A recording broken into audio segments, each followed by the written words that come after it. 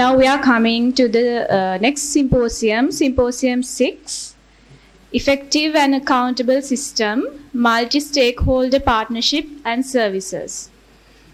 This symposium will be chaired by Mr. Prasad Veerasiri and Ms. Samanmali Tennakon. Thank you. In the interest of time, I will directly go to introduce our first speaker. She's Dr. Naina Shiranthi Fernando. She's having MSc and MD in Community Medicine, and currently she is working as a Senior Lecturer, Department of Public Health and Family Medicine, Faculty of Medicine, Kothawala Defence University, and today she will be discussing about effective service delivery models for children with disabilities. Over to you, Dr. Naina. Good morning, everybody. And we talk much about the problems faced by children and adolescents during their life course.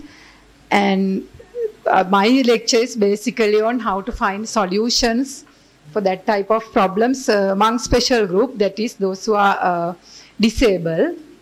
And thank you for inviting me to deliver this small presentation. It won't take much time. I will just brief about models available for service delivery for children with disabilities. So what do children with disability need? They need basically three main things to stay well, that is to be healthy and to be active as much as possible and to be a part of the community. So in the Sri Lankan context, are we doing this and are we supplying these needs for disabled children? That is the question. So what is a care model? It outlines the best practice care and services for a person, population, group of or patient cohort as they progress through the stages of a condition, injury or event. So the disabled children, the children with disabilities, confronts with so much of problems in their life course, and we need to find a suitable care model fulfilling these criteria. So identification of best fit treatment and care model is a continuous iterative process. So we are in this process. We are just discussing about what to do and what are the problems and what are the solutions and how to what are the action plans like that. It's a continuous process. We can't stop it. We can't define one model and stop it, but we need to give feedbacks and continuously improve the model. And that professionals and institutions adapt to accommodate changing circumstances of the child's environment and development. As we all know, the circumstances are changing all the time. For example, now we talked about the pandemic and the screen usage and the online teaching, online education. So the circumstances are changing, and are we addressing children with disabilities according to those circumstances? And all the institutions and professionals should commit to address issues of disabled children during different circumstances. Where service providers committed to attend to the evolving support needs. So all the time their support needs are evolving. For example, in 1940s or 1960s, the needs of disabled children are very minimal. But nowadays we have very sophisticated support systems. So their needs are evolving with the time. So the perfect good care model provide conceptual framework for understanding disabilities and help for decision making about disability care, and those models help us to take actions to help these children. So we, according to literature, disability is described using three models: medical, social, and transactional models. So these are helpful in designing an effective service model for disability, and it has to consider all three elements simultaneously when deciding an effective model for the country. So what is a medical model? Just I will brief about. It's the impairment is the problem. In the medical point of view, we think, as doctors, we think impairment is the problem. So the child needs a whole lot of educational, psychologists, speech therapists, benefits, special training centers and everything according to the medical point of view. So what are the social model? What is the social model? That is factors within the society causes disability. So it's a social construct. Disability is a social construct. Society creates disability by imposing hindrance to the full participation of persons with different abilities. So it's the problem with the society. For example, a child with disability cannot get into a bus in Sri Lanka. So the society has created the disability. Then the transactional model, that is the child and family's interactions with the school, healthcare institutions, service delivery points and all the clinics and everything about their behavior and how they interact with all the institutions. So these dynamics affect the experience of disability for the child and the support system. We have to incorporate all these three models in order to arrange an effective care model for children with disabilities. So what are the considerations when deciding a model? These are the consideration of an effective disability care model. The government should have good policies in addressing children with disabilities. I found a very conducive policies laid down by the government for children in Sri Lanka with disabilities. Then the legislations, also there are certain legislations favorable for disabled children, and financing. So biggest problem to carry out programs and incorporate all the activities into our system. There are a lot of financial hindrance, so we have to address these things. Then the coordinated planning and action. So in our country we have some activities carried out by the Ministry of Health, some activities carried out by the Ministry of Education, and there are activities carried out by the social care institutions, and there are NGOs who are participating in disability care. So these are not much coordinated. Sometimes you are duplicating services. So you need coordinated care at the planning stage and at the financial allocation stage and at every stage of the planning cycle, and coordinated actions also to be there with good communication loops and everything. Then the integration. So we can integrate certain services in a certain institution. For example, a mental health improvement for a disabled child. So we can integrate into the school curriculum or the school system, rather than bringing the child here to the LRH and helping the child to improve the mental health situation. So one very small example. So we can integrate certain services into certain institutions or certain departments. Then the comprehensiveness, very important, the provision of the continuum of care throughout the life cycle of the child across the systems. So it should be a comprehensive service. Then the community resources, improving resources in the community at all stakeholder levels, at the grassroots level and at the community level and at the country level or the macroeconomic level. Then family-centered system, as Sri Lankans, the children are always being looked after by their parents. So the family-centered system is very important. Supporting families and communicating with the families is a integral part of the model. Then the facilities and environment, as we all know, the environment should be modified in order to help the child with disabilities and improving human resources. We need lot of staff, doctors, social workers, therapists, all lot of human resource requirements. Are we training? Are we providing? Are we recruiting much needed staff to the system in addressing children with disabilities. So these are the requirements when we think about a proper effective model for our country. So I will show you some models developed by other countries. Some might know this. This is developed by a scientist called Georgina King, and it's called Life Need Model of Service Delivery, and it has several components operating in certain stages, spheres of the life: personal sphere of life, and interpersonal sphere, and external sphere. So in all areas where the child is interacting, we can develop our own model. I'm not going to talk much about this because I have very limited time.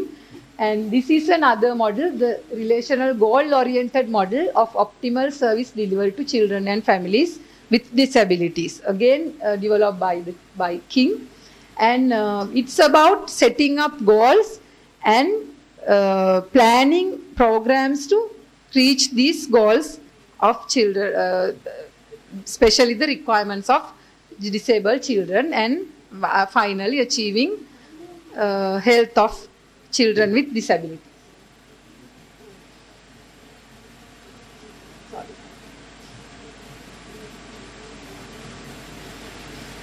So there was another model called Apollo model, developed by a Canadian set of pediatricians and social workers. I couldn't find it.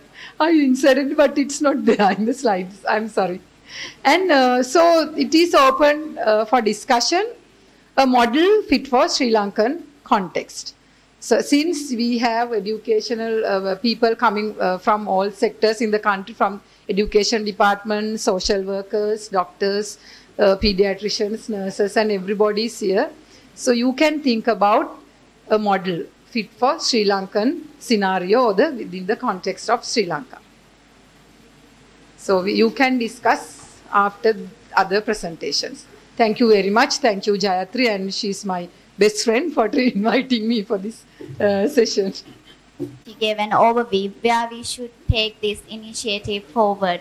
So now I would like to invite our next speaker. So begin with this, the journey.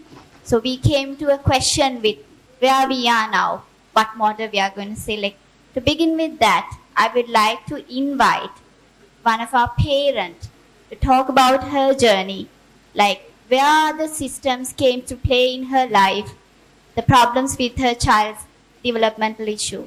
So she's Mrs. Piyumi Jayawardena, a mother of a child diagnosed to have autism spectrum disorder, and currently he's attending to mainstream school, and still she's discussing with us the challenges that overcome and challenges have coming forward in her life. ඇත්තටම මෙහෙම දෙයක් සංවිධානය කිරීම මම ගොඩක් ස්තුතිවන්ත වෙනවා රෝහල් කාර්ය මණ්ඩලය ඇතුළු චිකිත්සකවරුන් ඇතුළු පිරිසට. මට ඇත්තටම සමන් මලිනිස්ට මේ අවස්ථාවේදී විශේෂ ස්තුතිය පුද කරන්න ඕන. මම කතා කරන්නත් කලින් මොකද පේරන්ට් කෙනෙක් හැටියට මේ වගේ දෙයකට chance එකක් දෙන එක ඉස්සරහා ඉන්න ඔඩියන්ස් එකට වගේම ඉස්සරහ අපේ රටට ගොඩක් දේවල් ඇත්තටම මේ තුලින් එළියට යන්න ඕන කියන බලාපොරොත්තුවෙන් තමයි මම මෙතනට ආවේ. දැනට මගේ දරුවාගේ වයස අවුරුදු 7යි. අවුරුදු 2ේදී තමයි ඔටිසම් තත්ත්වය මම දැනගත්තේ. ඉතින් මගේ ඒත් පවුලේ ඥාති සහෝදරියක් වෛද්‍යවරියක්. ඉතින් එයා තුලින් තමයි දැනගත්තේ මේ තත්ත්වය අවුරුදු 2ේදී. ඉතින් මට ගැටලුවකට තිබුණ ෆීචර්ස් වලින් ගොඩක් දේවල් දැනගන්න තිබුණ නැහැ. එයාගේ සෙන්ටෙන්ස් අවුරුදු 2කට සෙන්ටෙන්ස් කතා කරන එක අඩුව තමයි මට තේරුනේ. ඉතින් ඒ මාර්ගයෙන් මම රිජේ ආර්යා ළමා රෝහලට යොමු වුණා. ඉතින් එතකොට ඒ වෙන විට හිටියේ විශේෂඥ වෛද්‍ය ડોક્ટર સુદર્શી સેનવીරත් මහත්මිය. ඉතින් ડોક્ટર කිව්වා මෙහෙම ඔටිසම් තත්ත්වයේ දරුවට තියෙන්නේ. හැබැයි අම්මා බබා level 2 එකේ moderate level එකේ ඉන්නේ. බබා develop කරගන්න පුළුවන් ලොකු issues නැහැ. හැබැයි ඒවා මහන්සි වෙන්න කියන දේ. ඇත්තටම මගේ විශ්වවිද්‍යාල අධ්‍යාපනයේ පවා මම එතකොට හමාර කරලා තිබුණේ. එතනින් එහාට මට රැකියාවකට යන්න දරුවගේ ප්‍රශ්න නිසා ඒක මම පස්සට කරලා දරුවා වෙනුවෙන් වෙහෙසෙන්න සිද්ධ වුණා. ඉතින් එතකොට මම හිටියේ කොළඹින් බැහැර කැන්ඩි ප්‍රදේශයේ කැන්ඩි වල. ඉතින් මගේ හස්බන්ඩ් වර්ක් කරන්නේ එහෙ. ඉතින් ඒ ගමනත් එක්ක මට මෙහි ට්‍රැවල් කරන්න සිද්ධ වුණා. මේ ඒ කියන්නේ දරුවා ඉන්න තත්ත්වය නිසා මට මෙහි එහෙත් තෙරපි තිබුණා. නමුත් මම කොළඹ එන ගමනට මම එකඟ වෙලා මම මෙහි තෝරගත්තා. ඉතින් මාන්ත්ලි මම මෙහි කොළඹ ඇවිල්ලා දරුවගේ තෙරපි අරගෙන විශේෂඥ වෛද්‍යවරුන් හමුවේ වැඩ කරලා ඉතින් ඇත්තටම මට ඒක ડોක්ටර්ස්ලා ළඟට ගියාම ඒකේ බරපතලකම ඒකට වෙහෙසෙන්න ඕන උපරිමය ඇත්තටම හදවතට දැනුණ නිසා ඒ ගමන මම ඒ වෙද්දි මට අවුරුදු 27ක් වගේ වයසින් ඉතින් ඒ වයසට මට දරන්න පුළුවන් උපරිම දේ සියලු දේ පස්සකට කරලා මම දරුවා වෙනුවෙන් ඇත්තටම එක අරමුණින් වෙහෙස වුණා. ඉතින් ඒ වෙහෙසේ ප්‍රතිඵල දැන් මම අවංකව භුක්ති විඳිනවා. ඔය වෙද්දි මම මාන්ත්‍රි ට්‍රැවල් කරනවා කොළඹ නුවර. ඉතින් සෑහෙන අපහසුයි මගේ ගෙවල් කොළඹට කිට්ටුව. ඉතින් ඇත්තටම දෙමව්පියෙක් විදියට සෑහෙන උපරිම වෙහෙස දරන්න සිද්ධ වුණා. ඊට කලින් දවස් මගේ ගෙදර ඇවිල්ලා මම හස්බන්ඩ් එක්ක මෙහෙ එන්න පටන් ගත්තා. ඊට පස්සේ ඊළඟ දවසේ ඉතින් යද්දි දවස් දෙකක් ගමනට ඉවරයි. ඉතින් ඊට පස්සේ දරුවා අවුරුදු 3න් විතර වගේ මම මොන්ටිසෝරි දාන්න දරුවා ගියා. මොකද මේ දරුවා ටිකක් කතා කරනවා වචන තියෙනවා. නමුත් අර ඉන්ටරැක්ෂන් ඒ පැත්ත හැදෙන්න ඕන නිසා. ඉතින් එතනදිත් මම කැන්ඩි වල තමයි දරුවා මොන්ටිසෝරි යෝගේ අවුරුදු 2කමාරක්. ඉතින් ඊට පස්සේ දැන් මට මේ මොන්ටිසෝරි ගමනත් එක්ක මෙහි ට්‍රැවල් කරන්න එන්න ඇත්තටම අපහසුයි.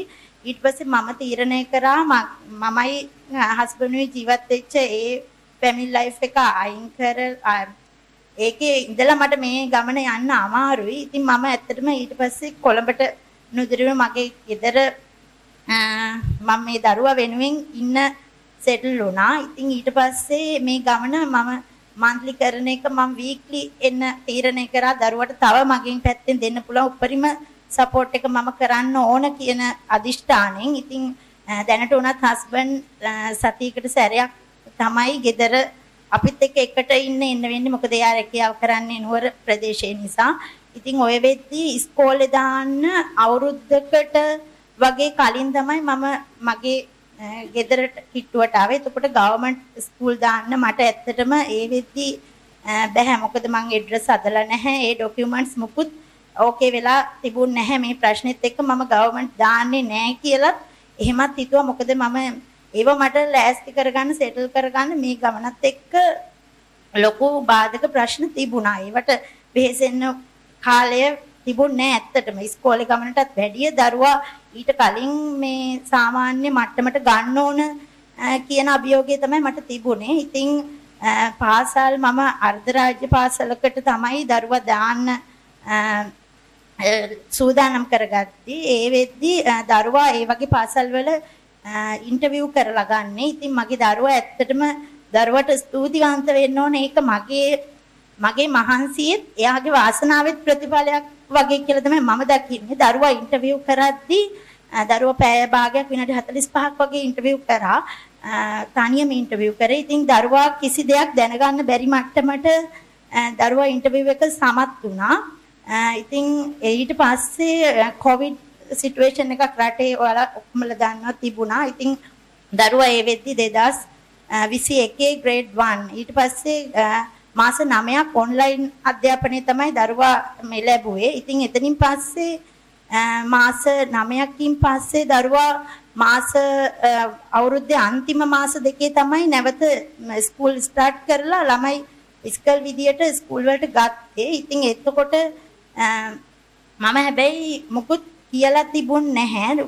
ක්ලාස් ටීචර් කියලා තිබුණා මෙහෙම ස්පීච් ඩිලේ එකක් දරුවට තියෙනවා. මොකද අපේ රටේ එහෙම කියන්න මේක කිව්වා කියලා එක්ස්කියුස් එකක් දෙන සමාජයක් මේ පිරිසක් මිනිසුන්ගේ අතින් ඇත්තටම නැහැ. ඒක කියන කනගාටුයි. මොකද මං රටට දොස් කියනවා නෙමෙයි, වෙන රටවල් වල මේක සාමාන්‍ය නෝමල් දෙයක්. මේක ලෙඩක් නෙමෙයි. ඇත්තටම තත්වයක් විදිහට තමයි මම වුණත් දැනගෙන ඉන්නේ. මම වුණත් ඇත්තටම මානසිකව මම නිහඬව අඬපු වාර අනන්තය අප්‍රමාණයි. මගේ හස්බන්ඩ්වත් මම මේක පෙන්වන්න ගියේ නෑ. මොකද ඒක පෙන්නලා මගේ හිත කඩාගෙන වැටුනොත් මට දරුවත් එක්ක ඒ ගමන ඉස්සරහට යන්න බෑ.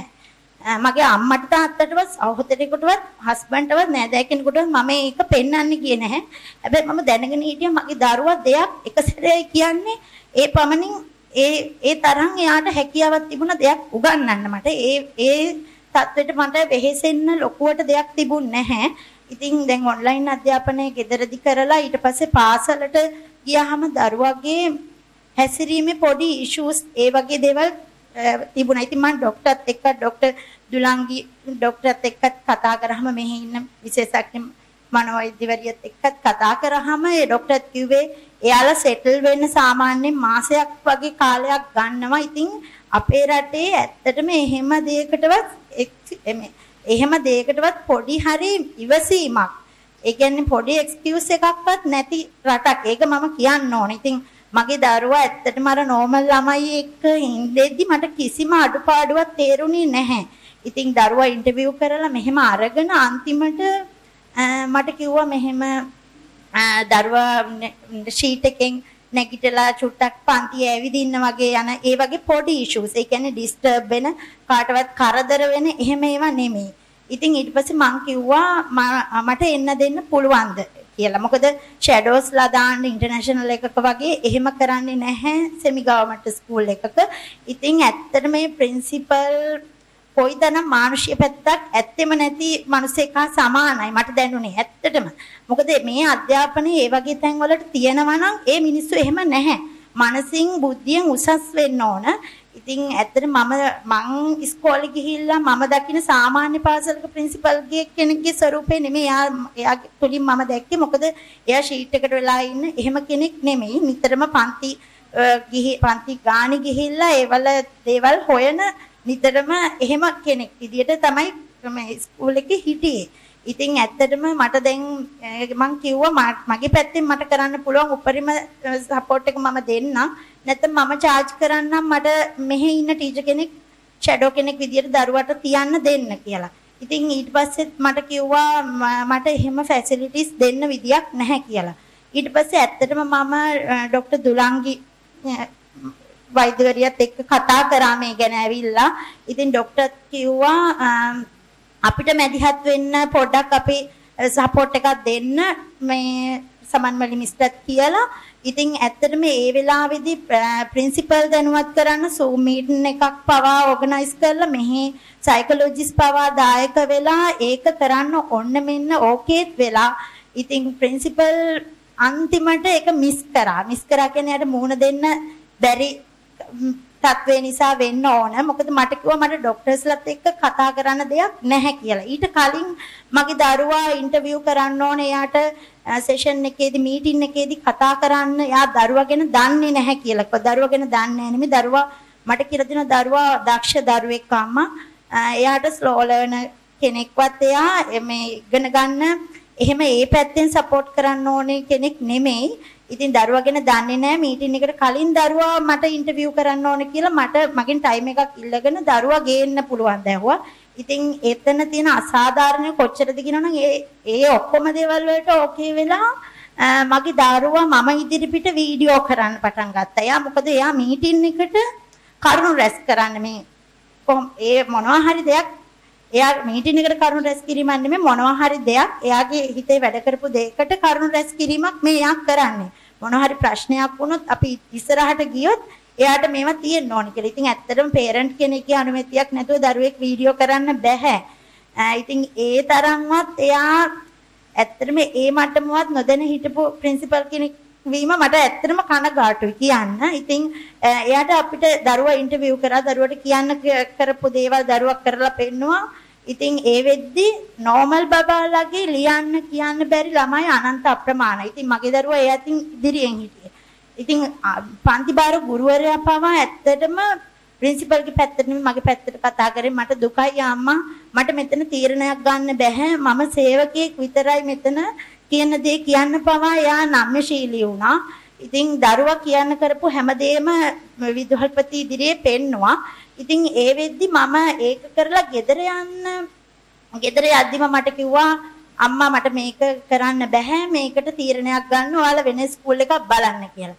එතනින් පස්සේ ආයේ මම කිසිම දෙයකට එයාත් එක්ක කතා කරන්න ගියේ නැහැ. මොකද මම මානසිකව සෑහෙන්න වැටුණා ඒ සිද්ධියත් එක්ක. ඉතින් ඊට පස්සේ මම මට මෙතන රෝහල් වෝඩ් 19 වල මේ ඇත්තටම කාර්ය මණ්ඩලේ මගේ අම්මා තාත්තා වගේ ඇත්තටම මට දැනෙන්නේ. මොකද ඒ වෙලාවේ මට කියන්න කෙනෙකුට හිටියේ මෙයාලා විතරයි. ඉතින් එතකොට මම සමන් මලි මිස්ටර් කිව්වට පස්සේ එන්න අපි මොකක් හරි දෙයක් කරමු කියලා. ඉතින් එයාලා උපරිම සහයෝගය දුන්නා මට. ඇත්තටම මට කියන්න තියෙන්නේ මෙතනින් කරන්න පුළුවන් උපරිම දේ වෙනවා. දරුවෙකුට ඕනම කෙනෙකුට පේරන්ට්ලාගේ පැත්තෙන් උනා. එතනින් ඉස්සරහට මේ සමාජය වෙනස් කරන්න මොන හරි දෙයක් කරන්න ඕනේ.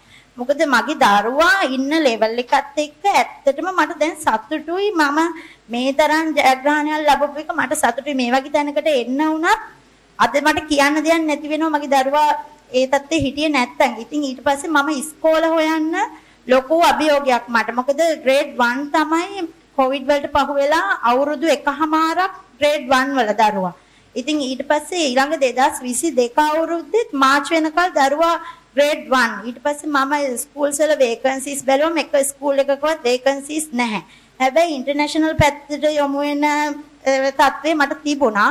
නමුත් මම අරකින් බැට කාපු කෙනෙක් නිසා මට ඒකටත් යොමු වෙන එක දෙසරයක් හිතන්න වුණා. මොකද මට එතකොට කිසිම බලධාරියෙක් කියන්න කරන්න මේ සම්බන්ධව කිසිම දෙයක් තේරුම් ගන්න බැහැ ඇත්තටම. ඉතින් තනිකර full private එතකොට.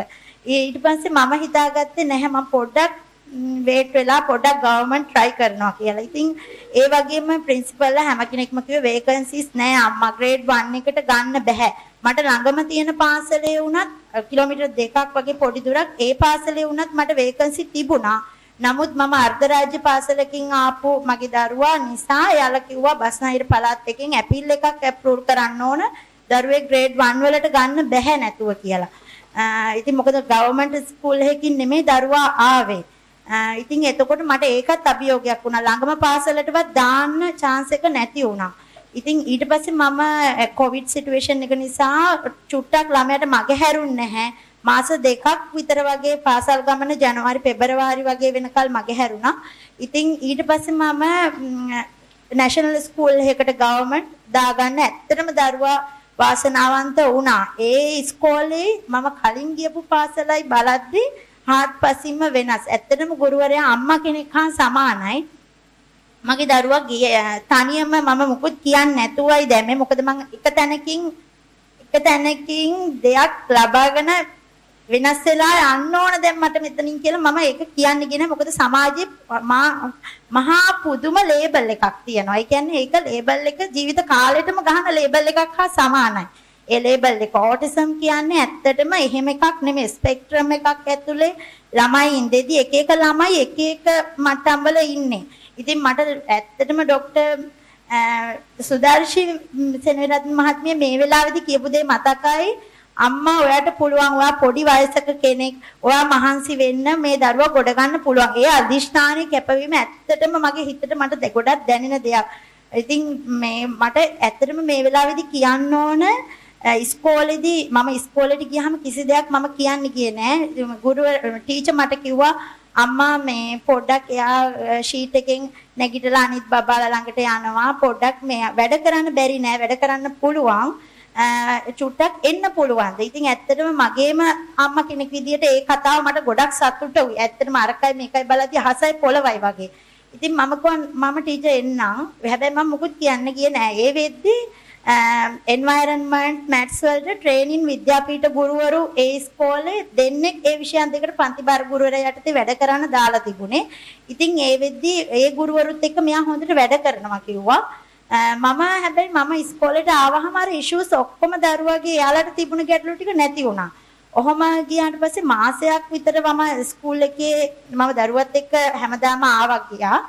දරුවගේ දරුවා ළඟින්ම හිටියේ නෑ පිටිපස්සට වෙලා හිටියේ. හැබැයි දරුවා මම ඉන්න නිසා සෙටල් වෙලා තිබුණා. ඊට පස්සේ දැනට පොඩි ඉෂුස් තියෙන්නේ. ඉතින් හැසිරීමේ ප්‍රශ්න. ඉතින් ඒවට මට වෘත්තීය චිකිත්සකවරුන් කිව්වේ ඒවට සෙන්සරි ඉෂුස් නිසා වෙන දේවල්. ඉතින් ඇත්තටම මේකේ ඉෂුස් නැත්තේ නෑ තියෙනවා. ඒක සෙටල් කරන්න කාලයක් ඕන. අනිත් එක ඒ වගේම අපේ රටේ ඒවට තියෙන බිහේවියර් තෙරපි පැත්තෙන් වුණත් ඔකියුපේෂන් තෙරපි පැත්තෙන් වුණත් තියෙන දැනුම් පරාසයේ පොඩි ගැටලු හෝ පරිශන මට්ටමේ තියෙනවා හා සමානයි. මොකද එයාලා කියන දේවල් කරන්න පුළුවන්. කරන්න ගියාට ගැටලු තියෙනවා. ඉතින් ඒ දේවල් වලට උත්තර දෙමව්පියෝ විදියට මට අසීරුයි කරන්න. මට ඉතින් ඉන්නේ ඇත්තටම ડોક્ટર දුලංගි වෛද්‍යවරිය තමයි ඒ සම්බන්ධව මොකද්ද ડોක්ටර් කරන්නේ කියන දේ අහන්න, තෙරපිස්ලාගෙන් අහන්න මොකද්ද කරන්න කියලා ඒ තැනින් එහාට මේක යන්නේ නැහැ. මේ ඇත්තටම දරුවෙකුට grade 1 2 කියන්නේ ඕනම දරුවෙකුට තමන් අලුත් සමාජයකට අලුත් පරිසරයකට යන්නේ සෙටල් වෙන්න කාලයක් අවශ්‍යයි. ඒවට මේ තියෙන අධ්‍යාපන තරඟකාරීත්වයේ වේට් කරන්න බෑ. දෙන්නේ නැහැ. chance එකක් දෙන්නේ නැහැ. ඇත්තටම කිව්වොත්. දැන් මගේ දරුවා වගේ කෙනෙකුට විශේෂයෙන් chance එක ඕන දරුවෙක්. ඉතින් එහෙමවත් ඉවසීමක් නැති සමාජයක තමයි ඉන්න සිද්ධ වෙලා තියෙන්නේ. ඉතින් ගුරුවරු හැටියට මේක මෙතනින් එහාට ඉස්සරහට සමාජයේ ගුරුවරු විදුහල්පතිවරුන් මෙතනින් ඉස්සරහට මේ අවබෝධය ලබන්න ඕන. ඉතින් මගේ ප්‍රතිඵලය නිසා වෙන්නේ නැති මට පිහිට වෙන්න ඇත්තේ කියන විශ්වාසය මට තියෙනවා. ඉතින් දරුවා දැන් ඉස්සරහට මට දැන් දරුවා grade 3 එකට තමයි දැන් තව මාසෙකින් යන්නේ. ඉතින් එතකොට අලුත් ගුරුවරයෙක් දරුවට ලැබෙන්නේ. ඉතින් ඒකත් මට දැන් ටැලන්ට් එකක්. මොකද ඒ ගුරුවරයා දරුවා දිහා කොයි විදියට දකින්නවද බලනවද කොයි දෙයක් වෙයිද කියන එක මම දන්නේ නැහැ. දැනට අවුරුද්දක් විතර තිස්සේ හිටපු ගුරුවරයා ඇත්තටම සපෝටිව්. මොකද මගේ දරුවා මේ පොඩ්ඩක්වත් මොටිවේට් කරන්න ඕන දරුවෙක් නෙමෙයි. දැන් ඉන්ටරැක්ෂන් මට හැදිලා තිබුණේ නැහැ අර කලින් ස්කූල් එකේදී. මොකද මගේ දරුවා ළමයි ගාවට යද්දී උනත් ඒ ප්‍රින්සිපල් කියලා තිබුණේ කොවිඩ් සිටුේෂන් එකක අම්මා ළමයි ගාවට යන්න දෙන්න බෑ. මට පේරන්ට් ළඟින් කම්ප්ලේන් එනවා. මගේ දරුවා යාළුවෝ වෙන්න යද්දී ඔහොම කතාවක් කියලා තිබුණා. ඉතින් ඒව පොඩි දේවල් ඇත්තටම ඒක ළමයෙක් තුල සාමාන්‍ය ළමයෙක් තුල උනත් තියෙන දේවල්. ඉතින් ඒව පවා නැති කරලා තිබුණා මේ පාසලේදී. ඇත්තටම දැන් මගේ දරුවා යාළුවොත් එක්ක ගිහිලා කතා කරනවා, සෙල්ලම් කරනවා. දැන් ළමයි එක්ක නටන්න පවා ඒ වගේ දේවල් පවා කරන මට්ටමට හැදුණා. ඉන්ටරැක්ෂන් පැත්ත තිබුණේ නැහැ. ඇත්තටම පවුලේ ඉන්න එකම දරුවා හරි අමාරුයි ඒ අභියෝගයේ ජය ගන්න වෙන දරුවෙක්. ඒ කියන්නේ කිට්ටුවක්වත් මට හිටියේ නැහැ මේ පැත්ත හැදෙන්න. ඉතින් පාසල තමයි එකම සමාජය යාට. උපරිම දෙයක් මට මේ පාසලෙන් ඇත්තටම සිද්ධ වුණා. ගොඩක්ම කියන්න ඕන ගුරුවරයාගේ අතින් ඇත්තටම මගේම අම්මා කෙනෙක් හා සමානයි. ඉතින් මටත් ආදරේ දරුවටත් ආදරේ. දරුවා මොනවා හරි දෙයකට ඉදිරිපත් වෙන්න නම දාලා නැත්තම් මෝර්නින් ඇසෙම්බලි එකේදී මේ ඊයේ පෙරේදා ස්පීච් එකක් කරන්න දරුවට හිටි ගමන් කතා කරා. පුළුවන් නේද කියලා මගේ දරුවාගේ නම කියලා කතා කරා. ඉතින් මගේ දරුවා කිසිම බයක් සැකක් නැතුව ඒක කරන්න ගියා. ඇත්තටම මට දෙමව්පියෙක් විදිහට පුදුම සතුටුයි. කියන්න බැරි තරම් සතුටුයි. සතුටුයි කියන එක කියන්න වචන නැහැ. මොකද ඒ වගේ තත්ත්වයක ඉන්න දරුවෙක් එහෙම ඉදිරිපත් වීම පවා මට වටිනවා. ලස්සනට කතා කරා. ඉතින් හැමදේම මෙතනින් ඉස්සරහට මට ඇත්තටම ගමන අභියෝගයක්. දැනට උනත් මෙච්චර 100% වෙහෙසිලත් ඉදිරි ගමන අභියෝගයක්. මේක රෝහල් පද්ධතියෙන් ඉස්සරහට සමාජයට යන්න ඕනේ. ඒ දේවල් හැදෙන්න ඕනේ. ඇත්තටම මේ දේවල් මගේ දරුවා තුළ තිබුණු ප්‍රශ්න ලොකු ගැටලු නෙමෙයි. උනට ලොකු ගැටලු විදියට මට පනිෂ් වුණා. සමාජයෙන් නෙමෙයි පාසල තුලින් ඒ වගේ තැන්වලදී. ඉතින් දැනට උනත් මම මේ தත්ත්වේ කියන්න අකමැති නැහැ. අකමැති නැති උනට අපේ සමාජයේ තියෙන තත්ත්වයක් එක මේක කියාගෙන යන්න බෑ. අන්න එතන ඒ தත්ත්වය වෙනස් වෙන්න ඕන සමාජය. ඇත්තටම මෙතන නොයෙක් විද්වත් මණ්ඩලයක්කින් ප්‍රමුඛ සම්මන්ත්‍රණයක් මෙතන තියෙන්නේ. ඒ දේවල් හදන්න අපේ රටේ. ඒ දේවල් දියුණු කරන්න. පිටරටකින් හරි පුළුවන් දෙයක් අපිට ලබා දෙන්න. ඇත්තටම මේ කාරුණිකව ඒක කියන්න ඕන. මොකද මම දෙමව්පියෙක් හැටියට ගොඩාක් ජීවිතයේ දේවල් කැප කරලා මේ වගේ දරුවෙක් හදන්න ඕන. ඉතින් වෙහෙසෙම උපරිමයට කරලා තව පොඩි ගැටලු තියෙනවා. නැත්තේ නැහැ. ඒව හැදෙන්න ඕනි. ඉතින් සමාජෙට මේ වගේ දරුවෙක් ඇත්තටම යද්දී ඒ දේවල් වල අඩුපාඩු තියතිය මිස් කර ගියොත් සමාජෙටම තමයි බරක් වෙන්නේ. ඒ දේවල් නිවැරදි කරා නම් සමාජෙට උනත් ගැටලු නැහැ. දරුවේ මේ වගේ දරුවෙක් ඉදිරියටම යන්න පුළුවන්. හොඳ මට්ටම් වල ඉන්න දරුවෝ ඉන්නවා.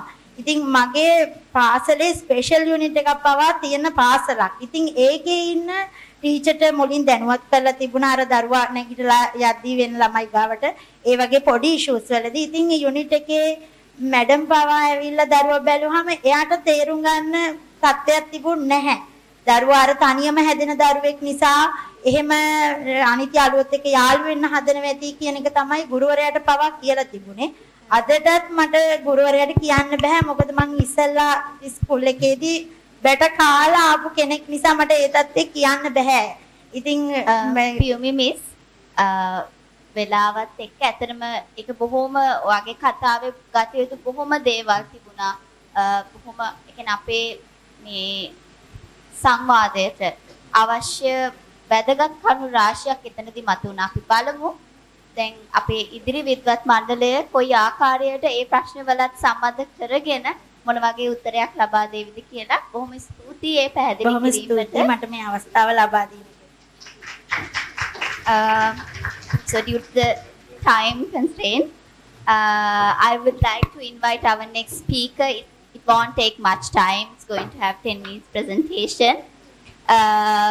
To Dr. Manuri Chandraratna. She's a consultant, community pediatrician, acting consultant at Base Hospital, Balapitiya at the moment. And recently she came from foreign training, and I think she has a lot of experience to give us an insight on how this health community engagement support for the service delivery in low resource setting. Before moving on to the next speaker, we will give away the certificates for the presenters of the oral presentations.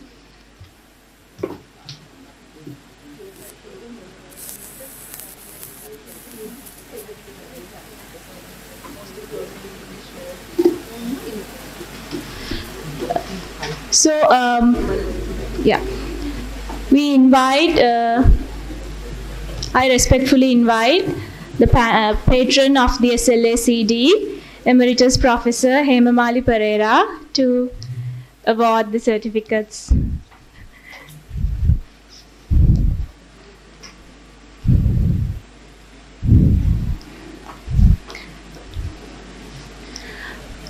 First,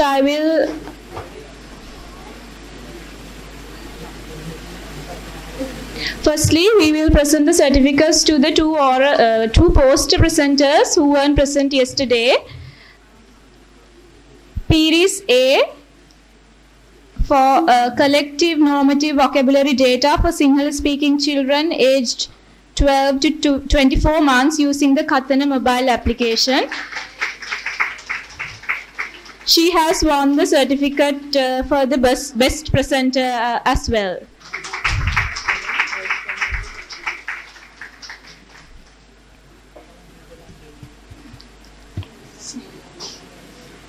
Okay. C. Kumara Gay. That is why I said your name again. I thought that you took both certificates and went for you to take. So, Series A is the winner of the best poster. The study was done in collaboration with Dr. Nimisha Muttaya. And today's presenters, Prematilaka MPW for clinical profile, predisposing factors and associated comorbidities of children with cerebral palsy in the central province of Sri Lanka. Prasadini TGM, caregiver experience and usage of lower limb orthotic devices among children on lower limb orthosis attending for pediatric care at tertiary care hospital. She's not here. Is there anybody who collaborated with her for the study?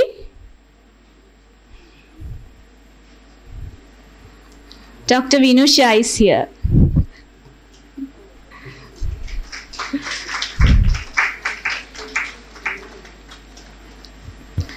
Veerasinghe Y for the study family-centered early intervention package for infants at high risk for neurodevelopmental disabilities to promote language development during early infancy, a randomized control trial.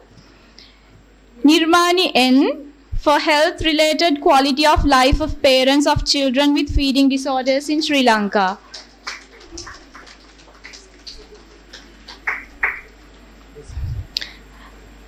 So the certificate for the best oral presentation goes to Dr. Manori Prasadini for the study, caregiver experience and usage of lower limb orthotic devices among children on lower limb orthosis, attending for pediatric care at tertiary care hospital. Dr. Vinusha, would you come again to get the certificate for Dr. Manori?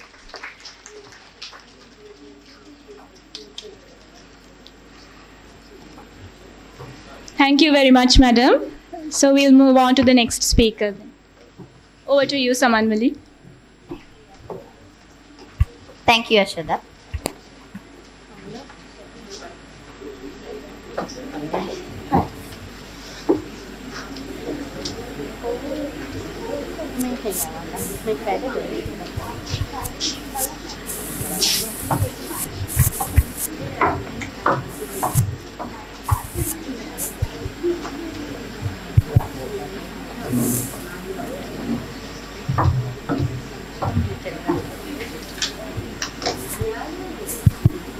Good afternoon, everyone, and thank you, SLACD, for giving me this opportunity.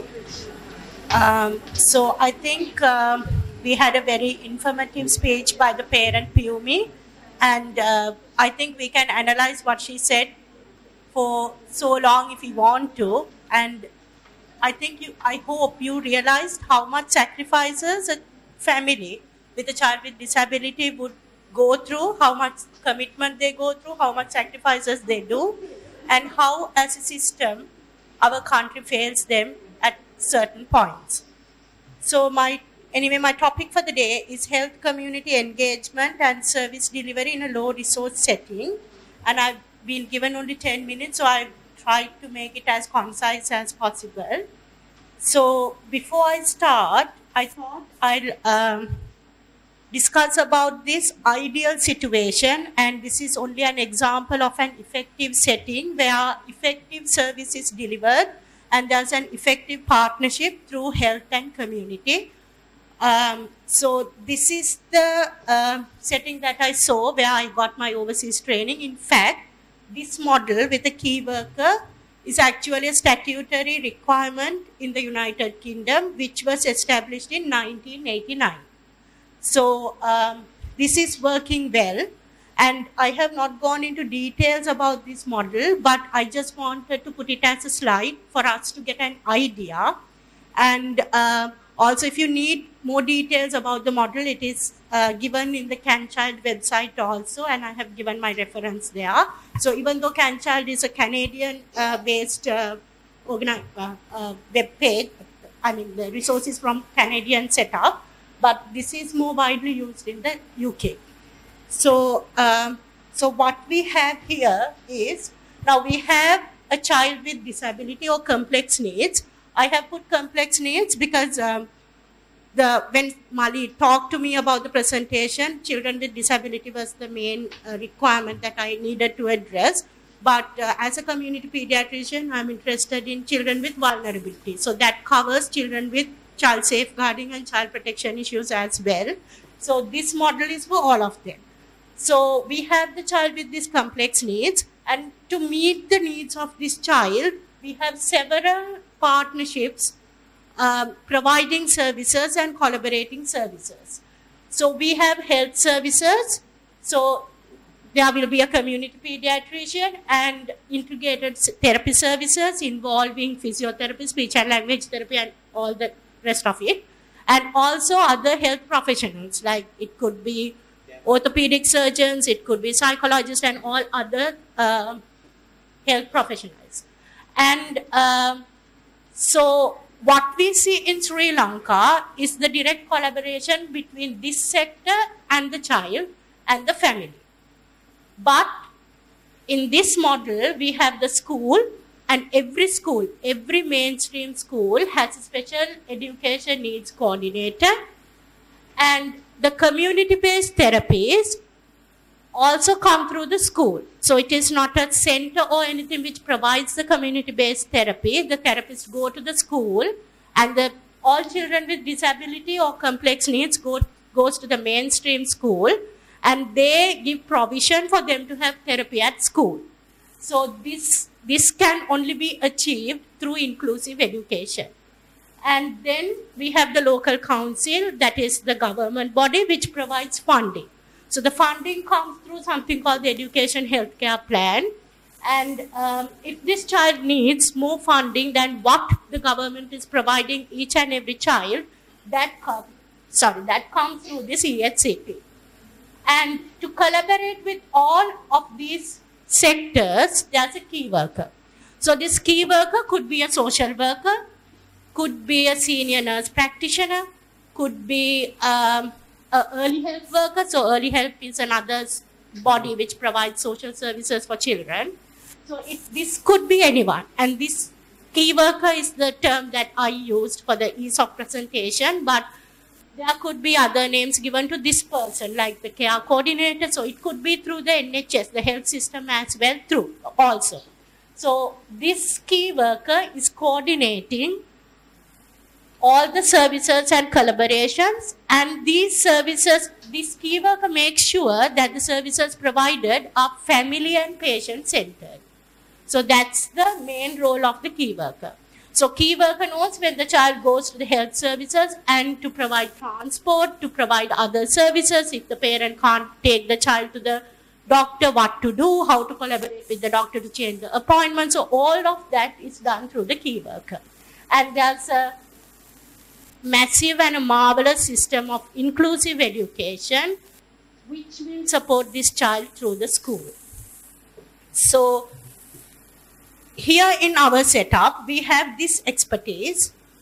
We have the child and the family, but we need to find solutions for these. So I'm trying to see how we may be able to find gap the deficiencies.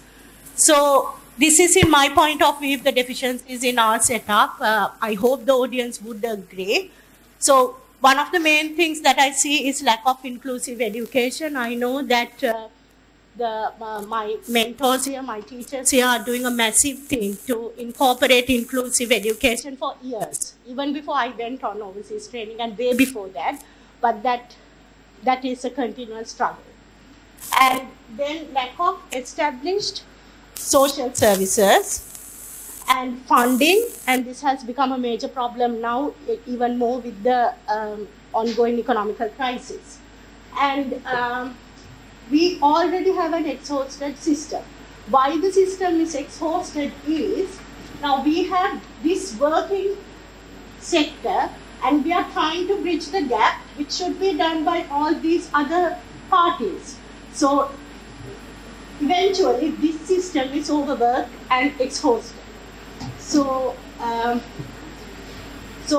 also when we look at the other parties, so the teacher to student ratio in our country, this is not, I have not taken it statistically from anywhere, but if you take a simple classroom in a Columbus school, it would be 1 to 50, 1 to 55.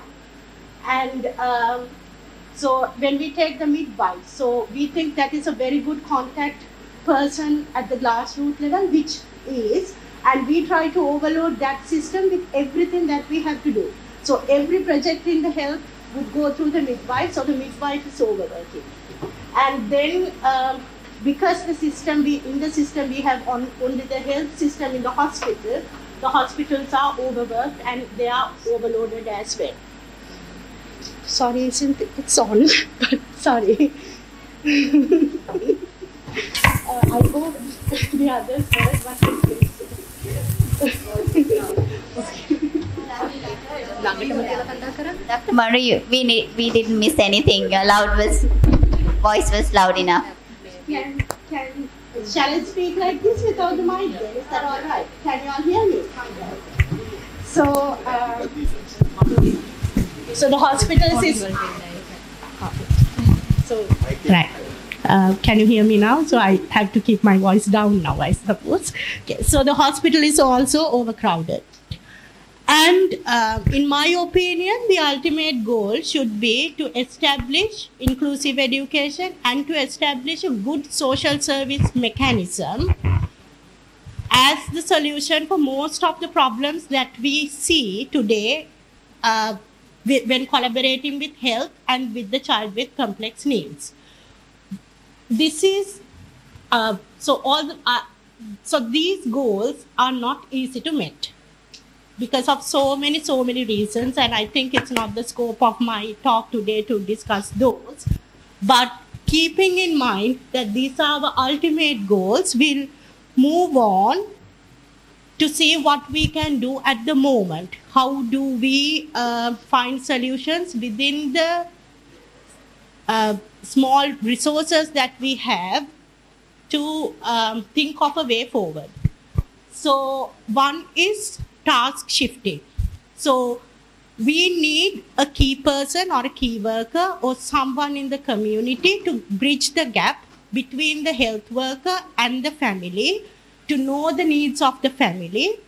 And if we just ask the audience whom you can think of, people who are very working at the ground level would be the teachers or the midwives, but they are also overworked. So they are also having their own difficulties in bridging this gap.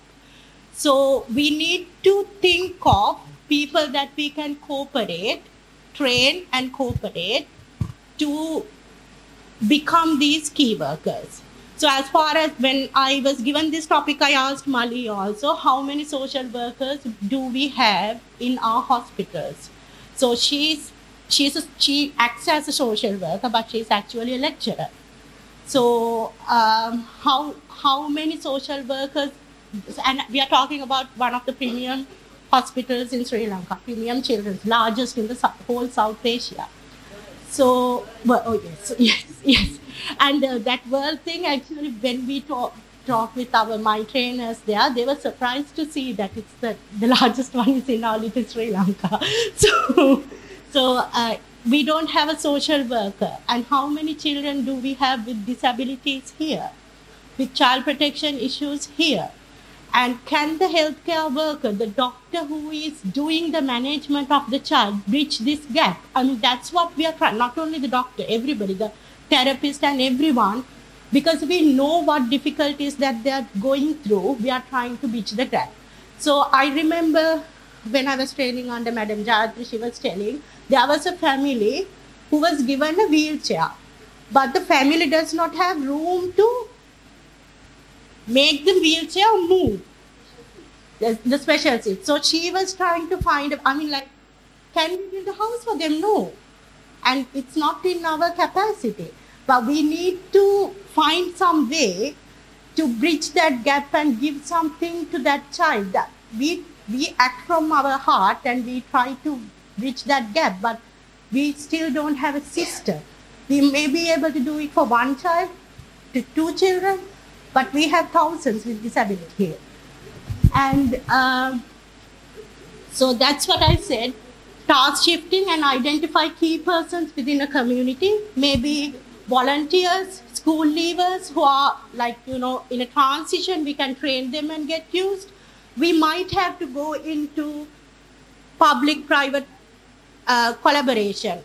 I mean, that might only be the way forward at this current economical crisis. Because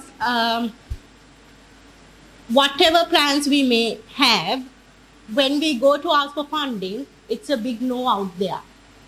I remember going to speak to a person when I was the secretary in SLACD, and that higher person, I don't want to name him, asked, is disability a problem in Sri Lanka, as you all say?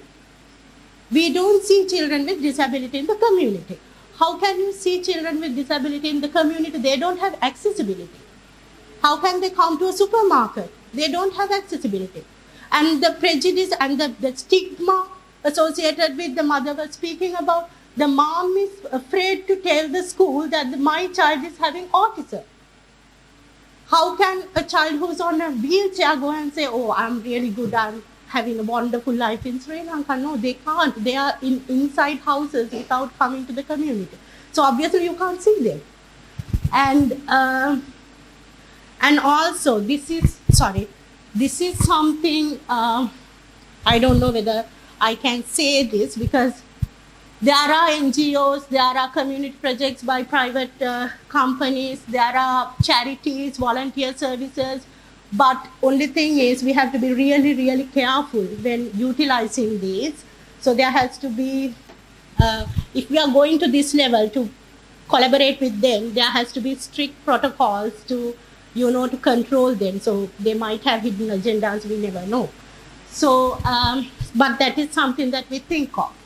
And also digitalizing the systems. So we have a very high IQ in my country. Actually, I was proud when I went to first take my duties in overseas. They asked, is the IQ in Sri Lanka 100%? That's what they asked. They love Sri Lankans because of the commitment and the level of work as well. And this was not brought up by me. This was when I just started. This was the history given. So, so when digitalizing systems, so we have now bioinformatics in the Ministry of Health as also. So we can build a system to help the parents and to make the collaboration. For an example, so we have a social disability allowance. I'm not sure whether it is still happening, but that was happening some times back. And to get that few hundred rupees, you have to go through a lot of paperwork. And sometimes the parent comes from Point Pedro to Colombo to get it done. And the patient is turned back saying, you don't have the letter from the Grama Niladhari. I think the cost for the travel for the parent itself is more than that when trying to get that. So if you have because this will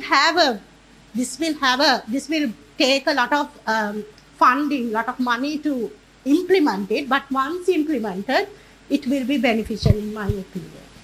And also, in whatever we do, we have to think of sustainability. That's why I initially said also, we as a person would try to help one family, but it is not what is needed. There should be a system. When the person comes there, work, do what, like the consultants here have given their whole life to the country, and I endorse it. I know that they are still being given their life to the country. So, but when they are not there anymore, who's going to take up? There should be a proper system. It should not depend on a person. So that's my personal view. I don't know whether the audience would agree or not. So these are few things that I thought, and as a way forward, because we have a wonderful country, we have people with good heart, and we have a lot of children with needs, and we are trying to bridge the gap here.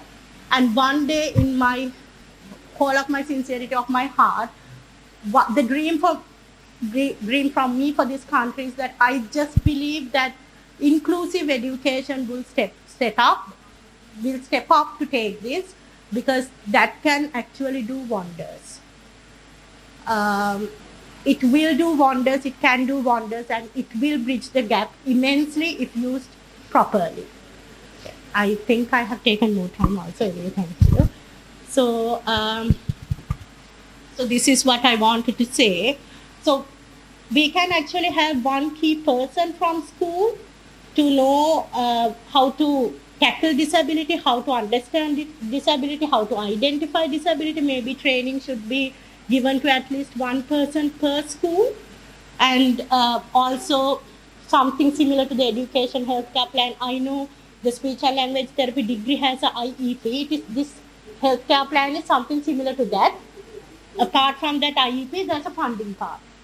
So Okay, so these are my references. I'm sorry if the references are not clear, but I have given the Can Child site. It has a lot of information, and thank you. And sorry if I took more time. Not at all. Thank you, Dr. Manri, for this insightful presentation, and you gave us the think where we are today. Now we are turn to the next speaker. Our next topic is education and vocational training, bridging the gap, inclusive education to independent life. I cordially invite Dr. Sunil Jayantanavaratna, Director General, National Institute of Education. I'm not going to introduce detailedly because we know him well. He was secretary to the Higher Education Ministry. So over to you, sir. Right. Okay. Everyone, Vanakkam, Assalamu alaikum, and good afternoon. So I didn't know that I have to do a presentation. I just came to be a panel member. Anyway, what is the time duration? 10 minutes. 10 minutes, okay. Now, as you know, these days we are talking about education reforms. This present education system is somewhat outdated. We can say our education system is good, but present education system is not updated. As I told our Madam Doctor also, now we have to update our system. So what is the present education system? In nutshell, we can say our present education system is 3R plus subject knowledge given. What is 3R? Is reading, writing and arithmetic. You might ask, where is the 3R? So writing, W is dropped and R is taken, and arithmetic, A is dropped and so we have reading, writing, arithmetic plus subject knowledge oriented education. So is it enough? No. So if you want to make your child ready with the 21st century and 4th industrial revolution ready child, so we have to add more. So 3R is essential but not sufficient. So what are the other things we have to add through education? Not even vocational training. So to 3R, so we have to add 3 L's. So what do you mean 3 L's? Learning skills, literacy skills and the life skills. So what do you mean learning skills? Under the learning skills, there are 4 categories we have to highlight it. The number 1 is critical thinking and problem solving skills. Definitely we don't have it, you can see. That's why we have this dollar crisis, all this crisis, because we are not producing critical thinkers and problem solvers. We talk about the problem, but we don't find the answers. So we have to improve and increase the critical thinking and problem solving skills. Then the second one is creativity, innovativeness and entrepreneurial skills. Again, that is not there because teacher comes and teach, they jot down the notes and they vomit in the exam. So there is no creativity allowed. So they have to write the same answer. They cannot question. So creativity, innovativeness and entrepreneurship are the essential things, but we don't have. Then the third one is collaboration and teamwork. Are we promoting collaboration, teamwork? No. We always tell them to run alone and competition. So again, we are lacking these things. Then finally, communication. Communication is not just verbal and this thing, but all this communication using the new technology. So now you understand learning skills are essential. Not only learning skills, but the literacy skills are essential. So what are the literacies? So reading, writing, arithmetic also literacies, but on the top of that, there are many more literacies we have to adapt. That is information literacy. especially how to get information, data, and analyze the taken decision. Very good example is the fertilizer case. So if we had this information literacy, we never take this decision. Right? We have to understand how many tons of fertilizer needed for yalla, maha, the vegetables, rubber, tea, and coconut, whatever. Then can we stop at once, and what is the response? So there is no information literacy. So that is something we are lacking. Yes. Then, yeah, I know there are few doctors and people advise it. Not you. So when we get advices, we have to analyze those, right? Then the media literacy, as the earlier Dr. Darshani was explaining, how are we going to use this social media and all these things, and we have to give the media literacy. It is also missing. Then the technological literacy, how are we going to use the technology, right? Not only that, but also financial literacy, then inclusive literacy that she was talking about, So inclusive is how are we going to deal with this? Those literacies are missing, right? Then financial literacy, inclusive literacy, scientific literacy, and digital literacy. So in 21st century and 4th industrial revolution, if you want to make your child ready, so all these literacies are matters. That is the second L. The third L is the life skills. So you have to have soft skills to deal with other people. So what are those? Flexibility. So a lot of people are not flexible. If I tell yes, maybe we are not flexible, right? Because we are trained to give the same answer. Then leadership is missing. We don't produce leaders, especially visionary thinking and practical, pragmatic leaders. Leadership is important. Flexibility, then initiativeness, start something and get it finished. Then productivity and social and emotional learning, more important. So under the social and emotional learning, understanding self, managing self, understanding others, managing relationships, and responsible decision making. All these things are missing. So, but we cannot blame to the student. It's our system change. That is the real system change we are asking. So now you understand our present education system is producing a 3R kids. It has been designed to do that. It's like a land phone. Land phone can do only the dialing. But we are using a smartphone. Same as that, we need a smart boy and girl. So make it that we have to add 3 L's. But again, 3 L also not enough. So what is missing? 2 C's. What do you mean 2 C's? Yes, madam? Character and citizenship. So we have to develop the character and develop citizenship skills. What do you mean character? Especially attitudes, values, positive thinking, thinking about the country, thinking about... so now we are producing self-centered people. I was in Japan nearly 10 years. When they take decisions, they think about the K, B. 3 Ks and 1 B. First K stands for Kuni. Kuni means the country. Then second K stands for Kaisha. Kaisha is the organization. Third K stands for Kasoku. Kasoku means the family. Lastly, B. B stands for what? Boku. In Sri Lanka, what is the situation? Boku always, no? Boku first. Always Boku, not the country. So those are the orders we have to change through education. So we have to develop a person who thinks about the country and organization first rather than family and self. Those values are missing. Social and emotional learning is missing. Not the community but the country. Right? All these things are. So now you understand character and citizenship education are also important.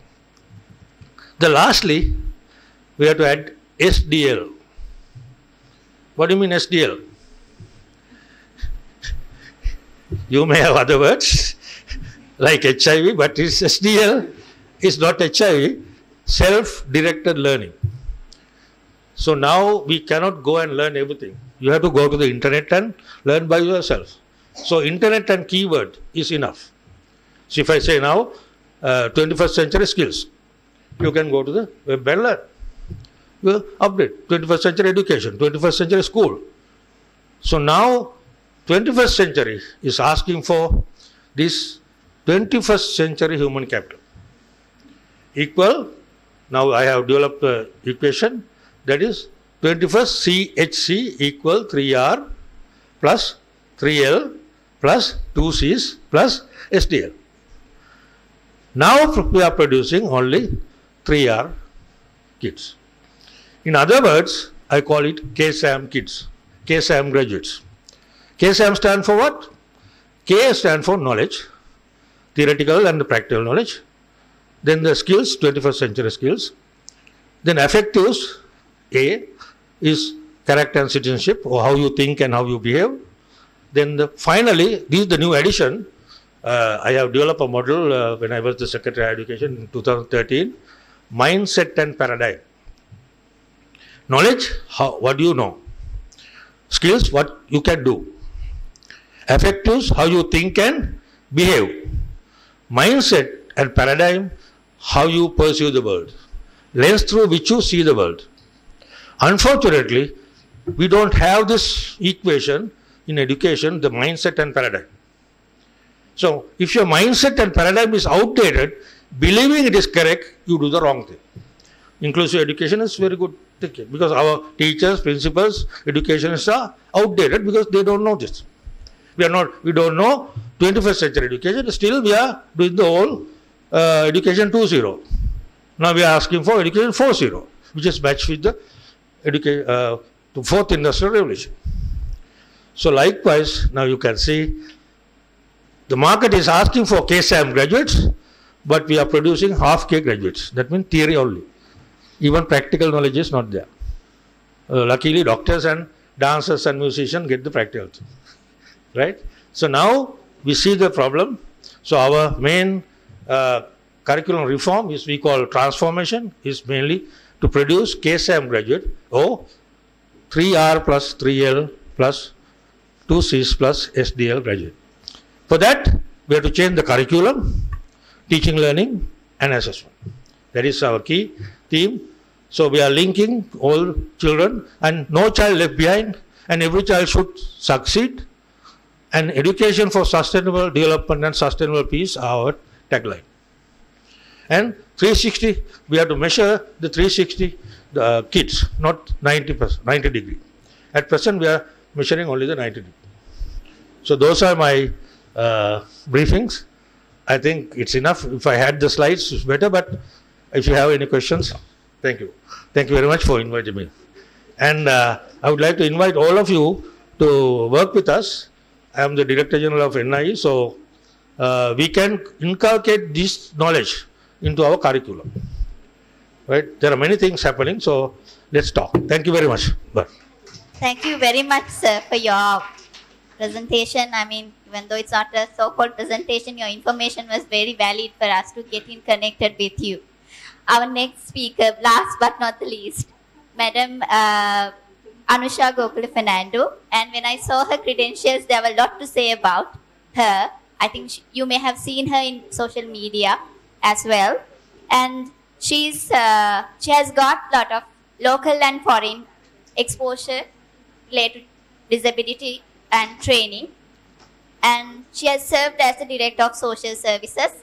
And also she has done some publications, over 35, and including children and persons with disabilities. Over to you, Madam, for your insightful discussion on community-based rehabilitation, how it's practical for the current challenges, actually.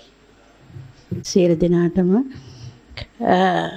මම මෙතන ආපුවලේ ඉඳන් අහගෙන හිටියා හැමෝගෙම වාගේ presentations බිම මීට වැඩිය ගොඩක් වෙනස් මේ කතා කරපු දේවල් ඔක්කොටම වැඩිය බිමේ හැඩ වෙනස් field officersලා ඉන්නවා ලක්ෂ 2ක් පමණ. ග්‍රාම නිලධාරී වසම් 14022ක් අපිට තියෙනවා. පළාත් 9 දිස්ත්‍රික්ක 25 ප්‍රාදේශීය ලේකම් කොට්ටාස 334 ග්‍රාම නිලධාරී වසම් 14022ක් තිබෙනවා. මේ වගේ වැඩ කරන්න රාජ්‍ය සේවකයෝ ලක්ෂ 18ක් ඉන්නවා. හැම 12 දිනකටම එක රාජ්‍ය සේවකෙක් ඉන්න රටක තමයි දශක 3ක් පමණ මම ඉන්නෝදලා මේ වගේ වර්ක්ෂොප් ගොඩකට මුණ දීලා තියෙනවා. ඒවා වචන වෙනස් වුණාට කියන ඔක්කොම එකයි. මේ අවුරුදු 30ක් පමණ කාලයක් තුන ඊටත් වැඩි කාලයක් කතා කරලා ඇති.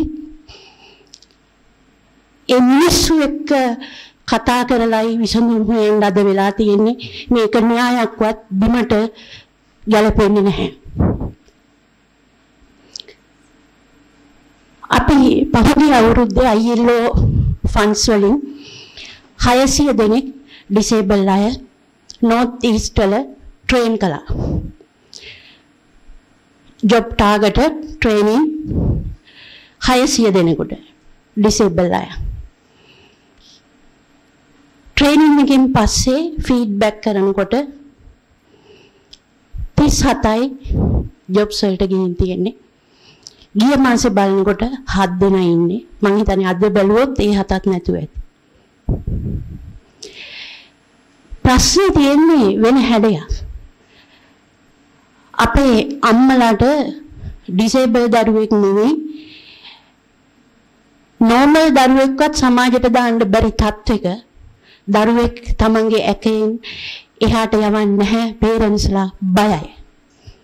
ඒ බය සෝෂල් මීඩියා සහ මීඩියා හරහා තවත් වැඩි කරලා තියෙනවා. අඩු කරලා නැහැ.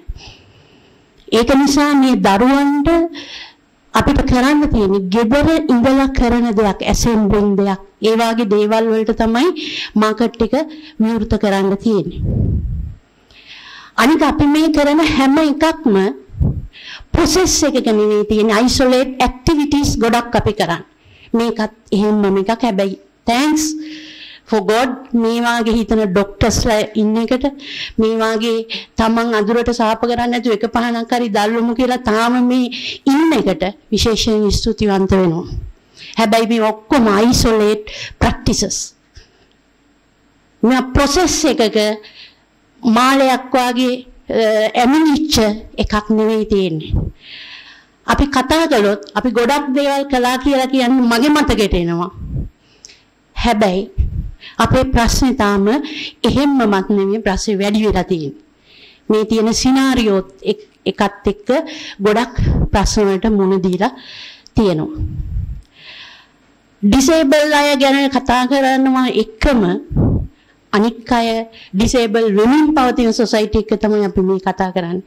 ප්‍රී ස්කූල් ලංකාවේ 19000ක් තියෙනවා. ගුරුවරු 40000ක් මේකේ ඉන්නවා. වෛද්‍ය මතය අනුවත් අකුරු ලියන්න එපා කියද්දී අකුරු ලියමින් ඉන්න යුගයක ඉන්නේ. මේ දරුවෝ තමයි ඉදිරි අවුරුදු 10 15 අපේ සමාජයට එන්නේ. මේවා දැවැන්ත ප්‍රශ්න. ඩිසේබිලිටි එක වෙනුවෙන් අපි PWDස්ලා එක්ක වැඩ කරනකොට PWD බවට පත් කරමින් ඉන්නවා සාමාන්‍ය ඉපදෙන මිනිස්සු මේ සොසයිටි එක ඇතුලේ. ඒක අධ්‍යාපනය ගත්තත් අපි සහෝදරයා ඉන්නවා NI එකේ DG මහා කාලයක් දැන් මහන්සි ගන්නවා. ඒතුමන්ට ඒක මම ප්‍රාර්ථනා කරනවා ඔබතුමාගේ ජීවිත කාලය ඇතුළත ඔක කරගන්න පුළුවන් වෙන්න කරන්න බෑ. දෙන්නේ නැහැ.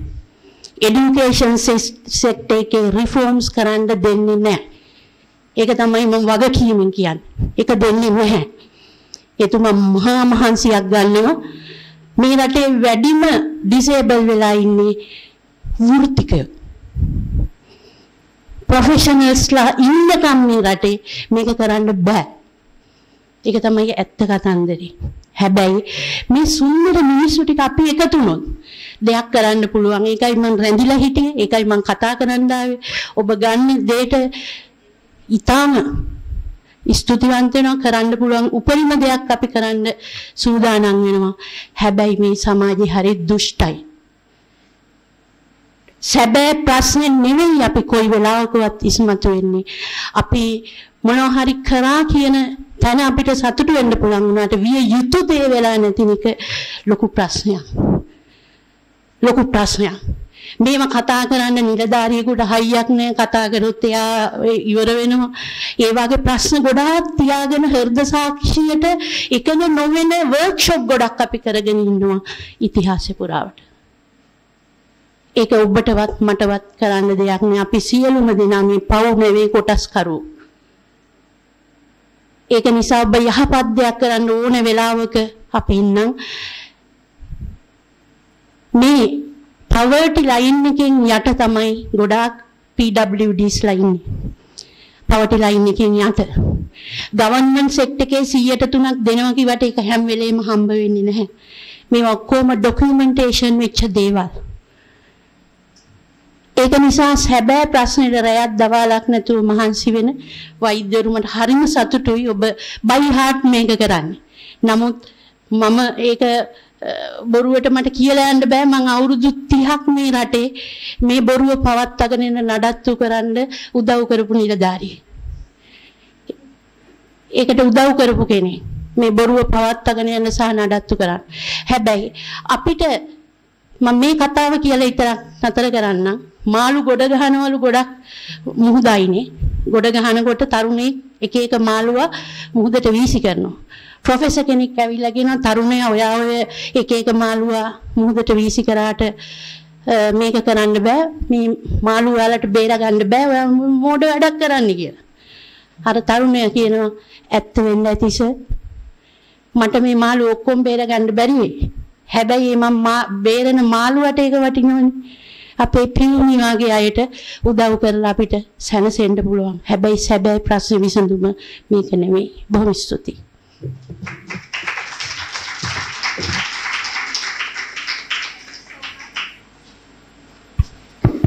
Thank you so much for your insightful talk, madam. And there are key take-home messages. And if there are any questions, now discussion is open.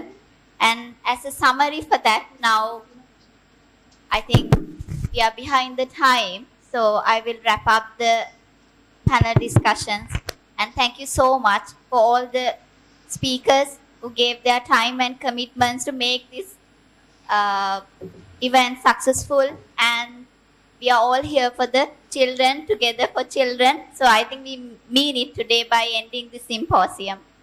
Can you all give a applause for those speakers by ending this last symposium? Thank you very much.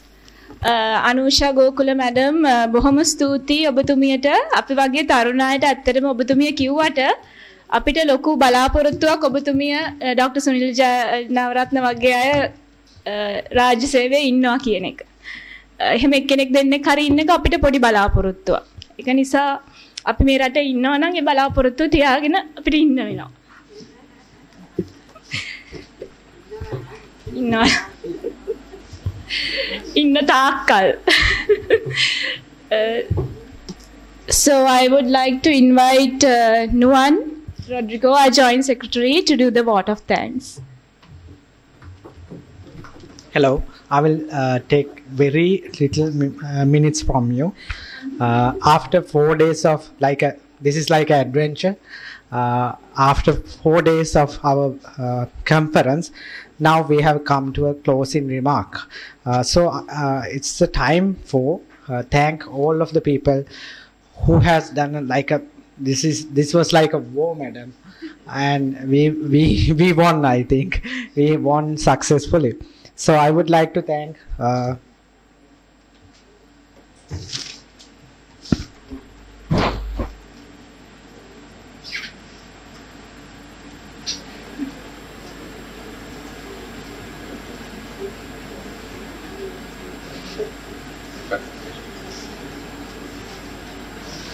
I would like to thank all of the resource persons who gave us an immense support doing these workshops and conferences. And I would like to give my thanks to moderators who has done a massive job by moderating the lectures and workshops. And I would like to thank panel of judges of the research research program, Dr. Jitangi Manigasekar and Dr. Saraji Vijayasekara and Dr. Piara Ratnayaka for their support to success our events. And I would like to thank especially to the goal program coordinators and especially Madam Samanmali Sumanasena for organizing that event solely without any support of the main Colombo team, and she has done a very marvelous job to organize that and deliver the great message to the professionals. And I would like to thank Dr. Aruna De Silva, and our special thanks goes to Dr. Gamunu Heva Vitarna, though he is not in Sri Lanka at the moment, but he has followed from the beginning to the end of this program, and I would very much like to thank him also. And then of course I would like to thank our council, who was a great supporters through our 2 years of SLACD. And I would like to thank all of the participants, and I should give them a great applause because we have done 4-day workshop, and actually over 100 participants for each and every workshop has been participated. That is what the success is, and that is what the value is. And we have delivered a great message, a great information, a great knowledge to our participants. And I would like to thank them for coming here and gather that knowledge and skills and be with us. And then of course I would like to thank our sponsors, and of course I would like to dedicate some words regarding the video team, who has done a great job, Bash J, videography and photography. And I would like to invite all our council members to recommend them for future activities. Actually they have done a lot of work. They actually helped us to plan the things in a way, and also they are going to upload each and every lecture without charges, without additional charges to our YouTube channel. That's a great support to us. And then of course I would like to remind you regarding the memberships. We have uploaded a Google form at our website. You can go there and fill the form and get registered in SLACD. And also I would like you to invite to go to our website slacd.lk and to our YouTube site. There are lots of videos, educational videos, and lots of other things that you can go through and have a look. Then of course, so I can now conclude my vote of thanks. I would like to thank all of you again for coming here and make this event a beautiful and very successful one. Thank you very much.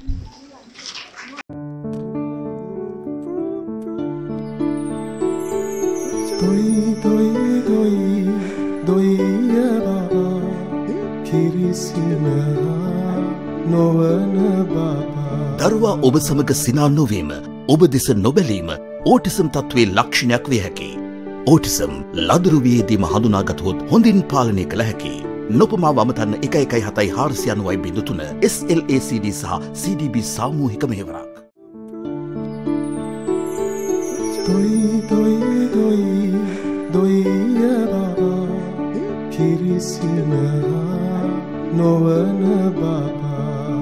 If your child does not smile or make eye contact with you, it could be a sign of autism. Autism can be successfully managed if identified at an early age.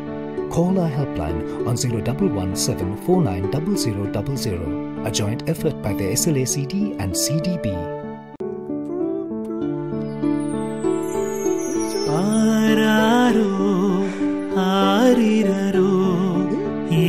செல்லம் சிரிக்கலையே குழந்தை உங்களை பார்க்காமை, சிரிக்காமை ஆகியன ஓட்டிசத்தின் அறிகுறியாக இருக்கலாம். ஓட்டிசத்தை சிறு வயதிலேயே இனங்கண்டு கொண்டால் அதனை கட்டுப்படுத்தலாம். தாமதியாது அலையுங்கள். 0117 490 000. இது SLACD மற்றும் CDB இணைந்த செயற்திட்டம்.